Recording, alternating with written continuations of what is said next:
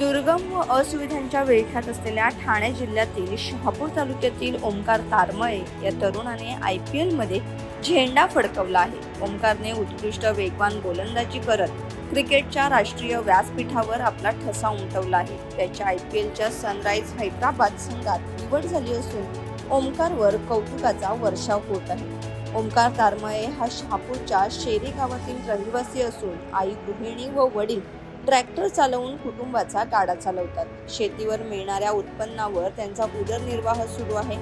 लहानपणापासूनच हालाखीचे दिवस असल्याने ओमकारचे शिक्षण जिल्हा परिषदेच्या शाळेत झाले.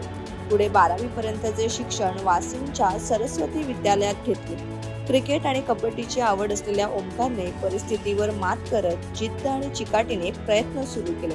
कोणत्याही अकॅडमीकडे न जाता त्यांनी केरसे गावातील मोकळ्या मैदानात मित्रांसोबत अथक परिश्रम घेतले. त्यानंतर स्थानिक जिल्हा स्पर्धांसह विभागीय स्तरावर गोलंदाजी करत थेट IPL गाठले आणि IPLच्या सनरायझर्स हैदराबाद संघात वेगवान गोलंदाजपदी निवड झाली आहे.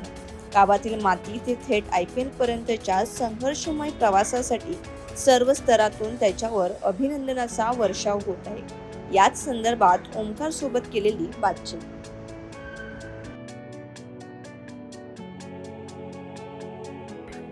पहिल्यांदा खूप चांगलं वाटतंय. फर्स्ट टाइम तालुक्यातला एक पोरगा जाते एवढा पुढं. आणि आता बघूया, ते त्यांनी संपर्क वगैरे साधला माझ्याशी. आता प्रॅक्टिस वगैरे आमची चालू होणार. जेव्हा ते बोलवणार तेव्हा जाणार तिकडे. पण किती दिवसाचा कालावधी पिरियड असणार आहे तो, काय असं? 2 महिन्याचा तर असतो IPL पूर्ण. त्याच्या अगोदर 1 महिना अगोदर मला प्रॅक्टिस वगैरे करायला जावं लागतं. बरं, तुझे प्रशिक्षण म्हणून कोण तुला लाभले?